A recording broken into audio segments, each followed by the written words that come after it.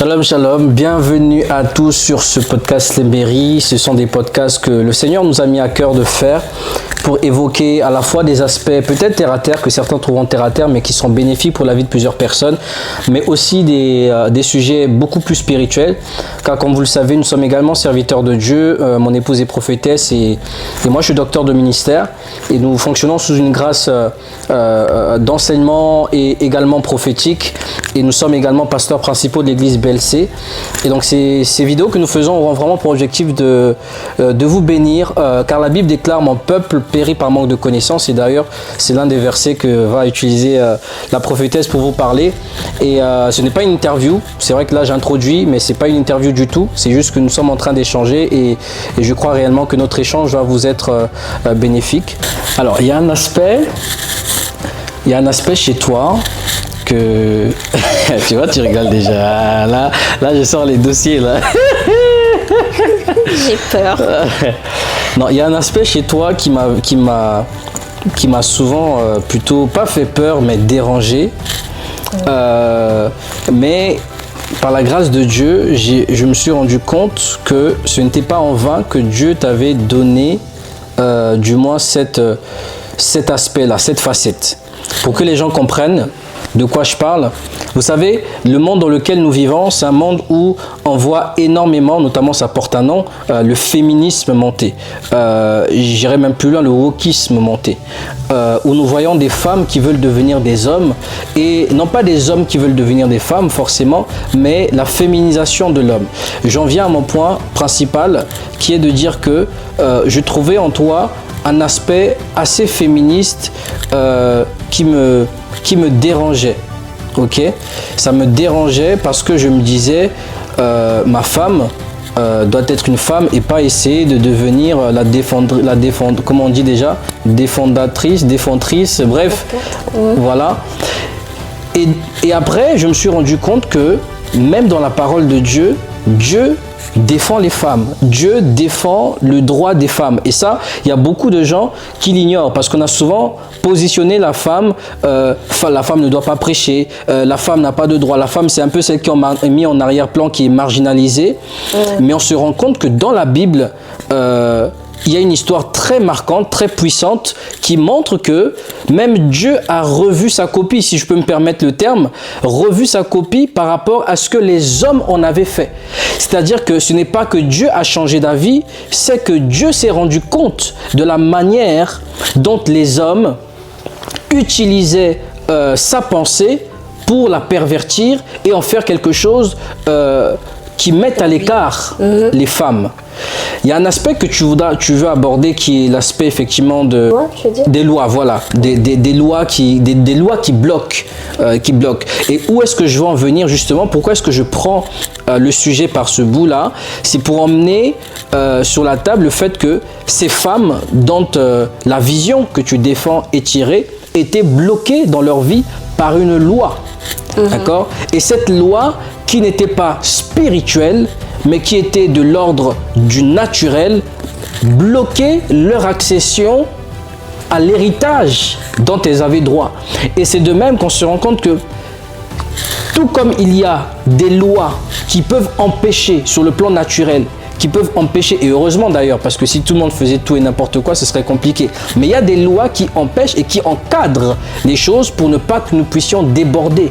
Mais ces lois empêchent également certaines personnes aussi d'aller au-delà d'une certaine limite.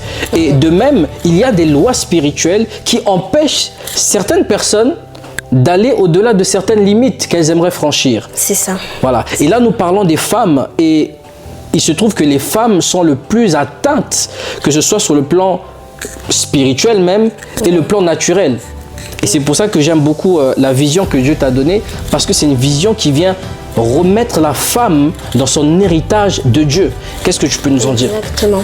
Alors ici, on est en train de parler des filles de Tsélophate. Alors l'histoire des filles de Tsélophate se trouve dans le livre de Nombres, au chapitre 27. Et en fait, on voit que ces filles, elles ont l'audace, je dirais, elles sont même courageuses, d'aller voir Moïse, qui à l'époque était le pasteur, le berger de tout un peuple, parce qu'elles se rendent compte qu'en fait, qu'elles sont que entre sœurs, elles n'ont pas de frères en fait. Et leur père est mort. Leur père est mort. Ils sont pas encore arrivés sur la terre promise, donc Canaan. Donc l'histoire se passe juste avant. Et c'est vrai qu'elles se disent, mais il y a une loi là, et notre père est parti, on n'a pas de frères. Et donc en fait, on n'aura pas d'héritage. On va arriver sur cette terre promise sans héritage. Et on précise que cette loi disait que lorsqu'un homme avait des enfants, voilà. C'était au fils. Exactement. Il y avait déjà une loi qui était déjà là, qui disait que tout héritage allait descendait au masculin. Voilà, au masculin, donc de père en fils. De père en fils, exactement. Voilà. Et il se trouve que la loi, du moins, il y a eu un cas de figure qui s'est présenté où un père, n'a pas eu de fils. Exactement. Et il a eu que des filles et il est décédé. Voilà. Mais ce père, il se trouve qu'il avait aussi un héritage. Il n'était pas parti, entre guillemets, sans rien, parce que chaque tribu d'Israël, si je me permets d'expliquer un petit peu, l'historique, chaque tribu d'Israël avait droit à quelque chose en dehors de la tribu des Lévites qui, eux, étaient mis à part au service de Dieu et qui n'avaient pas droit. Mais tout le reste du peuple de la tribu, des 11 tribus, était héritier de tout ce que le Seigneur allait permettre qu'ils obtiennent. Exactement. Et donc ces filles, donc je disais, elles ont eu l'audace, elles ont été très courageuses, c'est qu'elles sont parties voir Moïse qui était leur berger, enfin voilà, leur pasteur, et pour lui dire tout simplement, écoute, notre père est décédé, on a besoin d'un héritage. On doit avoir cet héritage parce qu'on n'a pas de frère. Et j'aime beaucoup l'attitude de Moïse, c'est qu'il ne s'est pas dit, bon, il y a déjà une loi qui est déjà établie, c'est ça, c'est comme ça.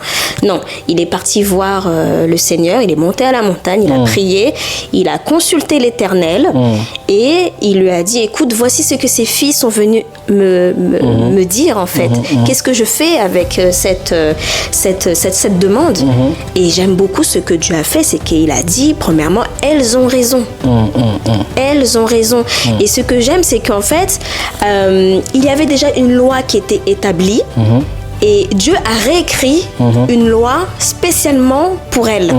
Donc je dirais que même que l'égalité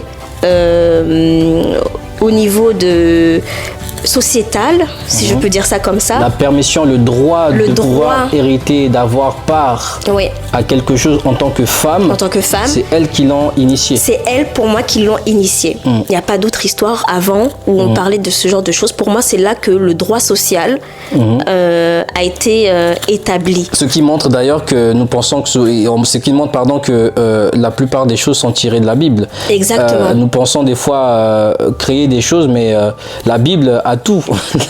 La Bible a toutes les histoires possibles. Et, la Bible a tout. Amen. Et j'aime beaucoup parce que, et ça je vais le lire, et lorsque Dieu maintenant va changer cette loi, il va dire dans le verset 8, il va dire à Moïse, tu parleras aux enfants d'Israël et tu diras, lorsqu'un homme mourra sans laisser de fils, vous ferez passer son héritage à sa fille. S'il n'a point de fille, vous donnerez son héritage à ses frères. S'il n'a point de frère, vous donnerez son héritage aux frères de son père, etc. etc. Verset 11.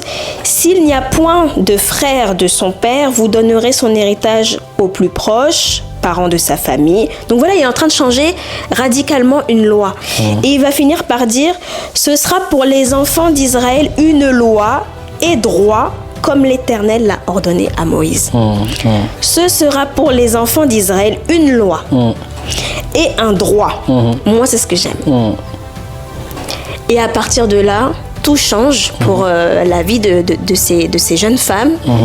Et elles obtiennent un héritage et une possession, en tout cas, dans cette nouvelle terre qu'elles allaient affranchir. Ce qui montre d'ailleurs que c'est leur audace qui a changé la condition dans laquelle elles allaient se retrouver si elles n'avaient pas pris courage d'aller voir Moïse, qui était le représentant de la voix de Dieu pour son peuple. Exactement. Cela veut vraiment dire que malgré les lois qui peuvent être établies, Dieu donne l'autorisation à ses enfants, à son peuple, de venir le consulter lorsqu'il y a des choses qui peuvent bloquer l'avancement de leur destinée. Et oui, c'est pour ça que j'aimerais rebondir sur ce que tu es en train de dire, parce que voici ce que le Seigneur va dire dans Galates 3 au verset 13. Christ nous a libérés de la malédiction que la loi faisait peser sur nous en prenant la malédiction sur lui. À notre place. Il est en effet écrit, maudit est quiconque est pendu au gibet. Donc en fait, c'est pour dire que femme, peu importe l'âge que tu as, tu es né de nouveau, tu as accepté le Seigneur Jésus-Christ dans ta vie comme Seigneur et Sauveur, tu as le droit à un héritage. Tu as le droit puisque le Seigneur Jésus dit lui-même que il nous a libérés de la malédiction que la loi faisait peser sur nous. Donc on comprend bien qu'une loi qui pèse sur nous peut nous influencer notre vie. Donc peut-être que toi qui est là en train de nous écouter, tu as des projets de vie. Tu as un projet de mariage, tu as peut-être un projet financier. Tu veux que ta situation financière change. Tu as peut-être le projet d'entreprendre. Je ne sais pas, tu as beaucoup de projets. Peut-être que tu veux devenir propriétaire. Et c'est vrai que par la non-connaissance de certaines choses, nous sommes finalement prisonniers et prisonnières de notre héritage. D'un environnement assez restrictif. Exactement. Et nous avons la possibilité, comme ces femmes l'ont fait, les filles de Tsélophad, d'aller consulter notre Seigneur pour lui dire, mais je suis ta fille, j'ai un héritage, tu m'as promis, il y a la promesse, j'ai un héritage ici sur cette terre, j'aimerais posséder ce qui me doit en fait. Voilà, tu as le droit en fait d'aller consulter ton Dieu. J'aime beaucoup ce passage biblique, je ne sais plus d'ailleurs c'est lequel, qui dit plaidoyons ensemble. Donc en fait, tu as le droit en tant que femme d'aller plaidoyer avec ton Dieu, c'est-à-dire lui dire écoute, regarde ma vie, j'aimerais prendre possession de cela, j'y ai le droit parce que tu es mort à la croix, Jésus, tu as tout accompli. Tu as tout accompli, donc en fait, voilà. Mais ce que je veux dire, c'est que lorsque nous allons plaidoyer avec notre Seigneur, c'est bien aussi d'avoir la connaissance. Ok, c'est bien d'avoir la connaissance de... Et je dirais même, excuse-moi de te couper, la première connaissance même à avoir, c'est de prendre conscience que là où je suis, où je me trouve, ce n'est pas le fruit du hasard. C'est le fruit de la conséquence d'une loi qui existe me concernant. Parce qu'en ce qui concerne la délivrance, jusqu'à ce que Dieu, par sa grâce, t'ait dit ton réel problème, tu peux te retrouver 20 ans dans la même situation et ne pas évoluer, malgré que tu sois enfant de Dieu. Oui, c'est ça. Et nous le voyons même dans la Bible, lorsque Dieu vient voir Gédéon, Gédéon n'était même pas conscient, alors qu'il habitait dans la maison de son père, qu'il y avait un autel qui était dans la maison dans laquelle il habitait avec son père. La première chose que Dieu fait en venant voir Gédéon, c'est de lui révéler d'abord que votre problème n'est pas que je n'entends pas, votre problème n'est pas que je ne veux pas, votre problème c'est que il y a un autel qui donne de la puissance aux personnes ou aux armées qui vous combattent. Et cet autel se trouve dans la maison de ton père. Donc en fait, la première condition, c'est déjà de prendre conscience, mais tiens, pourquoi est-ce que ma vie ne tourne pas rond comme ça? C'est pour ça que je dis qu'il y a des personnes qui ne savent pas qu'il y a des lois qui influencent, des lois sataniques, maléfiques, qui influencent leur vie. Des lois héritées même, et des lois même héritées. De la famille, des lois où on a dit que dans cette famille, il n'y aura pas de personnes qui dépassent, je ne sais pas moi, un salaire de 1500 € par mois. Exactement. Il n'y aura pas de personnes qui auront des enfants qui iront loin dans les études, etc., etc. Et c'est pour ça que cette vision des filles de Tsélophad, en tout cas moi, mon rôle, c'est de soulever toutes ces choses-là, des réalités spirituelles, que les femmes prennent conscience qu'il y a des réalités spirituelles et des clés aussi spirituelles pour vaincre toutes ces choses-là. Yes. Moi, aujourd'hui, je suis là à mon niveau, tout simplement parce que j'ai suivi des choses étape par étape, mais c'est, on va dire, la première chose qui m'a fait comprendre et réagir, parce que j'ai eu la connaissance, et ça c'est une clé que je donne véritablement, c'est que moi je suis passée par la cure d'âme. Alors, qu'est-ce que la cure d'âme? C'est vrai qu'ici j'ai vu une définition pour pouvoir bien vous expliquer ce que c'est la cure d'âme. La cure d'âme, c'est le processus de l'entretien pastoral qui cherche à aider le chrétien à déceler et à briser à la lumière de la parole de Dieu les liens spirituels qui empêchent sa croissance spirituelle. Alors moi, j'étais arrivée à un point où je ne comprenais pas pourquoi. J'étais bloquée à un certain niveau de ma vie, déjà professionnellement. Je n'arrivais pas à être diplômée, j'avais échoué, etc. Voilà, à un moment donné, je me suis posé la question, mais qu'est-ce qui se passe en fait? Donc c'est vrai que moi, j'en ai parlé à ma mère spirituelle, à notre mère spirituelle, et puis voilà, j'ai commencé par la toute première chose, en étant nouvellement convertie, par la cure d'âme. Et en fait, c'est vrai que pendant la cure d'âme, il y a eu des temps de prière, des temps de jeûne, etc. Ça a permis en fait de faire tomber en fait certaines réalités qui sont sur ma vie, il y a tellement à dire. Tout en parlant de d'où vient mon père, d'où vient ma mère, il y a quoi dans ma famille, enfin voilà. Non, je dis ça parce qu'il y a tellement de... Plus tu parles et plus ça alimente mon esprit, mais vraiment poursuis parce que je vais essayer de rebondir sur 2-3 points, que le Seigneur m'aide, mais en tout cas... En tout cas, durant ce temps, ça a décelé et révélé beaucoup de choses en fait, concernant les liens de famille, etc., etc. Et quand j'ai mis en place certaines choses, donc des temps de prière, les temps de jeûne, etc., les temps de délivrance, ça c'est très important, les temps de délivrance, il faut laisser Dieu agir parce que le Seigneur est là pour guérir nos âmes. Et les temps de cure d'âme, parlons de l'âme, très précisément. Et donc en fait, quand je suis passée par tout ça, et ben c'est là en fait les choses ont commencé clairement à se débloquer parce que j'ai eu la connaissance. Lorsque tu as la connaissance, tu affaiblis l'ennemi, tu affaiblis le diable. Et lorsque j'ai eu cette connaissance, maintenant le Seigneur a pu lui aussi se lever de mon côté, se mettre de mon côté et a commencé à changer les lois. Parce que moi, très clairement, femme, qui de n'importe d'où tu es, qui nous suit, qui nous écoute, moi, c'est vrai qu'à ma conversion, on m'avait clairement dit, si tu suis ce Jésus-Christ, tu échoueras dans tous les domaines de ta vie. Voilà.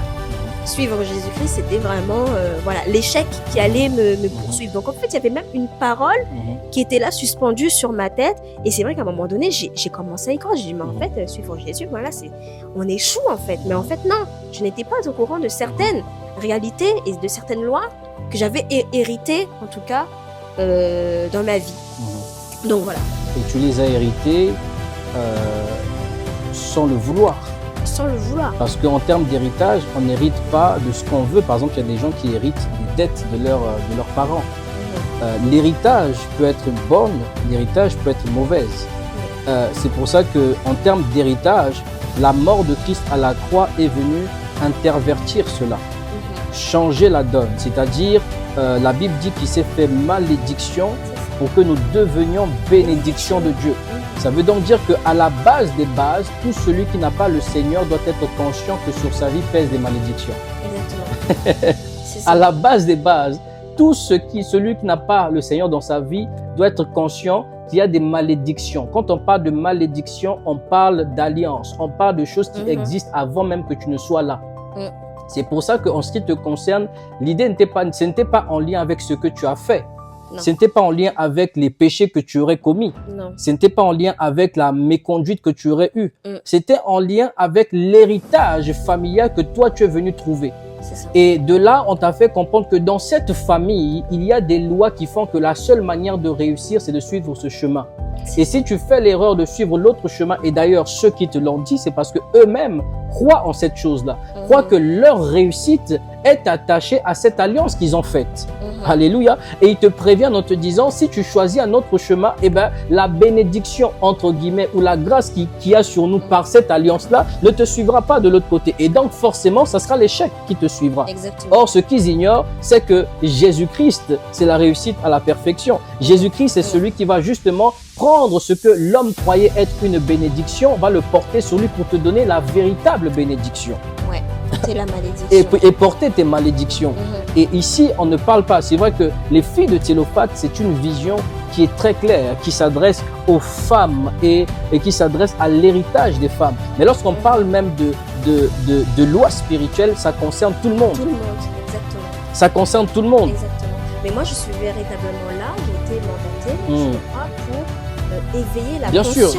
Bien sûr. Et puis faire tomber le voile. Bien sûr. Moi, c'est vraiment ça. C'est vraiment faire tomber le voile. Et moi, j'en ai marre j'ai eu autour de moi que des filles plaignantes. Oh, j'ai pas ceci, j'ai tel âge, j'ai pas cela, etc., etc. Et à un moment donné, je me suis dit, mais non, mais moi, en fait, j'ai eu les clés, le Seigneur m'a fait grâce, je suis là aujourd'hui par la grâce du Seigneur, mais parce que j'ai su. Parce que j'ai su. Et en fait, maintenant, c'est à mon tour de donner ce que j'ai reçu, en fait. Donc, non, je ne suis pas une féministe, d'accord. Je veux tout simplement... parce que les féministes vont à l'extérieur, en fait. Elles font leur manifestation, elles réclament des droits, etc.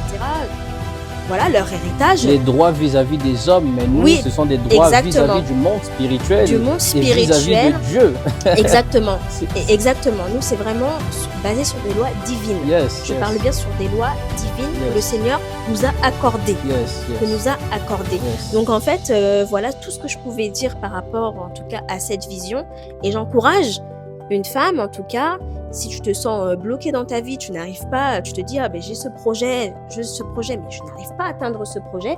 Moi, je viens te dire que 2025, c'est ton année, et les autres années qui suivent, c'est aussi tes années. Amen. Parce que tu vas commencer à partir d'aujourd'hui.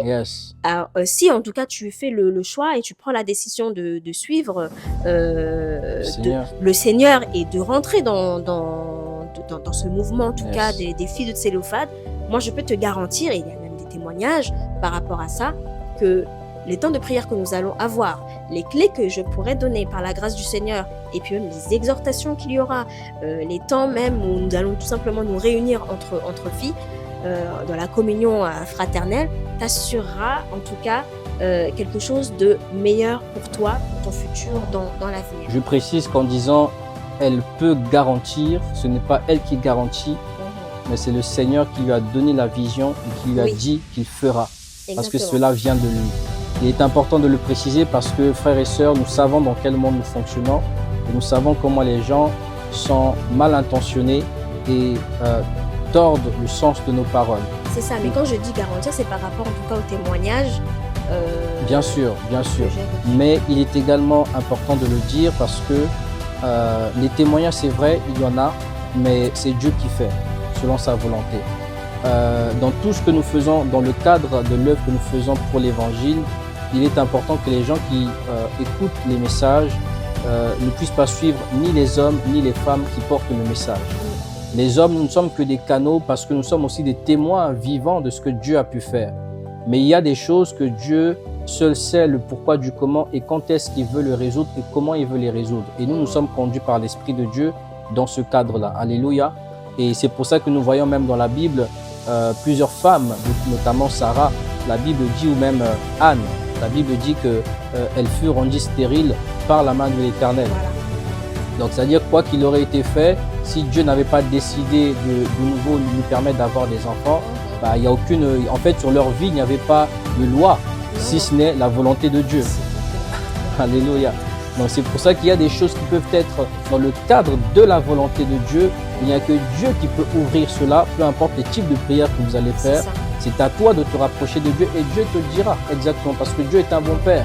Alléluia, il te fera comprendre le pourquoi. Mais il y en a d'autres, les limitations, les blocages, plusieurs choses que tu as pu citer ne sont pas liées à ce que Dieu ne veut pas. Et d'ailleurs, pourquoi est-ce que Dieu ne voudrait pas que tu obtiennes tes diplômes? Ça n'a pas de sens. Pourquoi est-ce que Dieu ne voudrait pas que tu te maries? Ça n'a pas de sens. Pourquoi est-ce que Dieu, la Bible dit que je souhaite que tu prospères à tous égards, comme prospère l'état de ton âme. Donc en fait, dans la volonté de Dieu primaire, il n'y a aucunement le désir de nous priver de quelque chose. Cependant, dans le cadre de ta formation, dans le cadre de ton brisement, dans le cadre de ta transformation, il peut retenir certaines choses pour jusqu'à ce que tu comprennes cela. Mais je bénis Dieu vraiment pour cette vision. Nous allons nous arrêter là. Je crois qu'il y a tellement à dire pendant qu'elle parlait. Vraiment, si on pouvait parler encore 3 heures, je l'aurais fait avec plaisir. Mais en tout cas, je vous invite à venir vraiment prendre part à toutes ces femmes. Vraiment, croyez en ce que l'Éternel fait au travers de cette œuvre. Il y a tellement de femmes qui souffrent, je vous garantis. Je vois tellement, même autour de moi, des sœurs. En ce qui concerne le mariage, c'est difficile. En ce qui concerne la progression, enfin, c'est compliqué. Oui, il y a des temps, on peut, voilà, mais il arrive un moment où il faut se lever. Il faut se lever. Et moi, je crois que Israël est resté 400 ans en esclavage. Dieu avait permis, mais ils sont restés plus de 400 ans parce qu'ils sont restés même des années encore supplémentaires jusqu'à ce que Moïse arrive. Et pour qu'il sorte de là, il a fallu qu'un homme vienne pour défier Pharaon et les faire sortir à la fois de l'Égypte, mais aussi les faire traverser la mer Rouge. Et cela passe par la main de l'Éternel qui se choisit un homme pour le faire. Donc, il y a des situations, bien-aimées, chères sœurs, vous qui nous écoutez, il y a des situations, bien-aimées, croyez-moi, cela ne vient pas ni des sacrifices. Non, il faut qu'il y ait quelqu'un dont Dieu a oint pour que cette mer-là puisse s'ouvrir. N'importe qui aurait pu prendre le bâton de Moïse et dire « Mer, ouvre-toi », ça n'allait pas s'ouvrir. N'importe qui aurait pu dire je ne sais pas moi, transforme, ça n'allait pas se faire parce que la volonté de Dieu ou les éléments n'obéissaient pas à n'importe qui, mais à la voix de Dieu au travers de la voix de Moïse. Donc il y a des hommes et des femmes que Dieu choisit pour des situations précises. Et lorsque ces personnes-là parlent, les choses sont obligées de s'ouvrir. Toi, tu peux parler 10 ans, ça ne va pas changer parce que la loi qui domine sur toi est plus forte que toi. Même si tu as le Seigneur. Le Seigneur vient amplifier les choses, mais il se sert aussi d'autres personnes qui reçoivent une huile pour le faire. L'onction est très importante dans le cadre de la délivrance. Beaucoup d'enfants de Dieu ignorent ces éléments-là et ils pensent qu'ils peuvent se délivrer tout seuls pour tout. C'est pas vrai.